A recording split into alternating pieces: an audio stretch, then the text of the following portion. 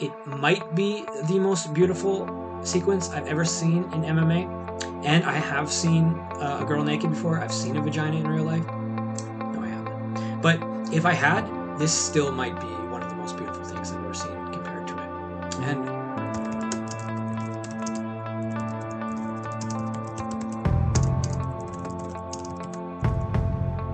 we're going to look at the end of the fight between Demetrious Johnson and Adriano Moraes.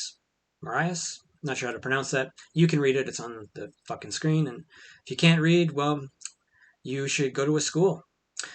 Anyways, so about a minute prior to the sequence that actually leads to the knockout, Demetrious Johnson, he gets countered when he throws a feint knee. He gets countered by a punch, and it's quite a significant strike.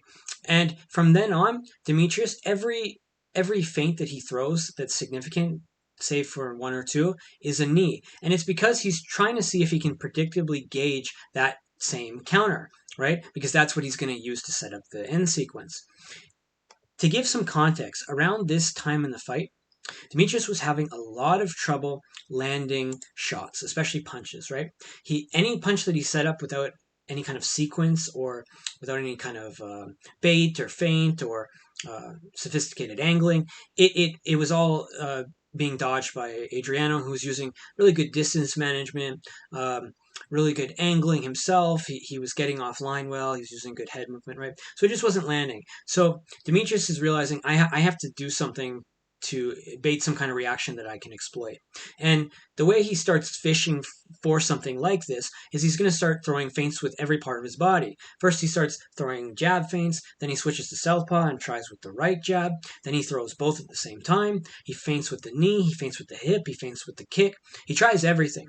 And what ends up happening is he gets clipped with a knee. He gets clipped with a strike while throwing a feint knee. This is about to happen right here. We're going to see this. See, he feinted with a knee and he got clipped real hard, right? From then on, all the significant feints that he throws are going to be those knees, right? They're feints, but they're knees. And he's going to start timing his opponent, gauging his reaction, seeing if it's predictable. And it ends up being fairly predictable. He did it right there, right? What he's looking for is if his opponent drops his guard a little bit, which he does. So the two options that are available if he throws this knee are to either get countered with a strike or for his opponent to lower his guard, both of which will work. He did it again there, and now he added even a feint strike to see the timing, and he's gauging like, how is my opponent reacting to this? Is he going to defend this? And there he did it one more time. So by now, he's probably reasonably sure he's going to throw this knee because he has a good idea that it's going to land. And we're going to show what he actually does to make that so, right? So he's going to throw a feint knee, and at the same time, just to guarantee that his opponent bites on the feint, he's going to leave his head up just a little bit too long, right? Like a fraction of a second longer than he should, and just a fraction of an inch more forward than it should be. And what this is going to do is it's going to ensure that his opponent is going to throw a strike, in which case he can slip to the outside and then come with a right straight down the pipe, which is what he does. I'm going to show it, and then we'll show it in 0.25 speed. Beautiful, right? Let's show it in 0.25 speed now with what we know, right? He's feinting with the knee, leaving his head exposed just a little bit to make sure that he gets a counter, and then he's going to counter the counter by slipping to the outside and then throwing the rear right hand. And it's actually a new rear because he switched stances also, which is just another element which shows you how many variables he's able to control in real time in his brain. It's quite impressive. Now, from here, Demetrious does some really good stuff. It would be easy to say that it's a foregone conclusion at this point, but it's not. He's going to guarantee that he gets a knockout using a few tools. Probably instinctual, probably things he's drilled a billion times, but his ring IQ is just unparalleled.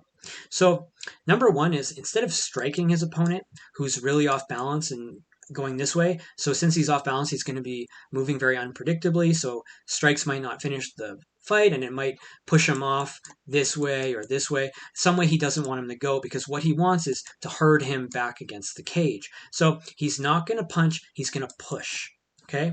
That's number one. I'm going to show that, and then we'll go back and show some other things, right? You see, he's just pushing him. He's just herding him like cattle. For fuck's sakes. Okay. What he's also going to do is, instead of stepping with long singular strides, like a couple long strides, he's going to step with multiple little strides at a quick pace that would match the long strides. The reason for this is now he's able to have both feet under him at the same time, and they're going to be squared, right? They're going to have quite a lot of distance, so his base of support, I just drew an arrow up his taint, his base of support is going to be maximally distributed, so he's going to have a lot of balance. The second thing that this allows him is that if he were to only step a couple times but long strides, he'd only be able to launch a strike every time his foot landed. So he'd have less opportunities. Remember, he has to time this perfectly. If he takes a lot of little strides, every time he lands, it's like a beat where he's got an opportunity to strike, and his opponent can possibly evade in the half beats. So if he gives himself like a higher RPM, like it's a song, then there's less time in between where his opponent might be able to move, or where Demetrious just wouldn't be able to launch an attack because he wouldn't have both feet on the ground. Because remember, when he has both feet on the ground, he's able to maximally torque his body because he can lift this knee up using his hip flexors, and of course he's going to torque over his hips a little bit. And with this knee, he's going to push off, right, like using his quads. And he could bring his hands back to maximally give torque, but he might want to leave them up to have a guard to be defensively responsible, because he's probably not going to need any more power than he already has, but it's just a consideration, right? So watch the way that he actually steps. He's going to step with these short, shuffly, choppy steps that are quite fast while hurting his opponent that way, so that he always has his base of support and he has a lot more opportunities to launch the strike, meaning that it's fluid, right? It's not choppy, but it's fluid, and he can launch on any moment, right? More moments throughout the sequence, because the timing that he wants to get on his opponent is right when his head is against the cage, where he could crush it, or just after it comes out, in which case he's going to meet him, and then the force coming this way and the force coming this way are going to combine to maximize the force, right?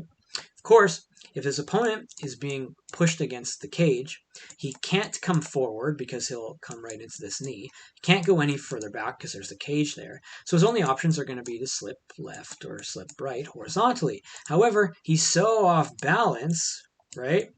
We see the flailing, he's off balance, that there's almost no way he's going to be able to move either direction laterally, except for maybe slipping with the head. So Demetrious adds one little minor detail that's just like the icing on the cake to make sure that no matter what, this knee lands. And what he does is, you see how this knee is actually above his opponent's head? This is because he's throwing this knee a little bit horizontally, right? It's on a diagonal instead of being straight up and down.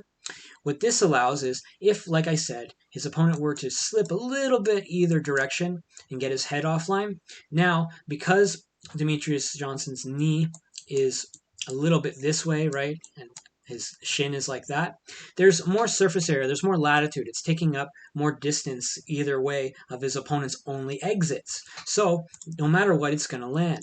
And it doesn't really matter if he lands on the knee or the shin, even on the foot. It's going to fuck him up because, of course, he timed this perfectly to where his opponent's getting squished against the fucking cage, right? So there's so many elements to this that it's perhaps the most beautiful thing I've ever seen. It might be the most beautiful sequence I've ever seen in MMA. And I have seen a girl naked before. I've seen a vagina in real life. No, I haven't. But if I had, this still might be one of the most beautiful things I've ever seen compared to it. And I'm fairly heterosexual. Depends on how much I've drank that day.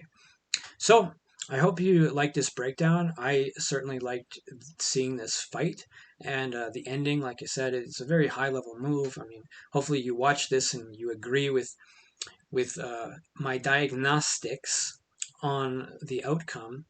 But regardless, I mean, he's one of the goats, and he's an unsung goat. I mean, he's starting to get some attention on him. There was a high-profile YouTuber that made a documentary. He's been talked about on Joe Rogan. Some other MMA guys are coming out and saying like, "Hey, Dana White really passed on Demetrious Johnson just because he didn't sell enough pay-per-views. But in terms of skill and wins against high-profile opponents, he's one of the best of all times, if not the best." So, hopefully he gets his recognition because it's amazing. It's amazing. That's all, folks.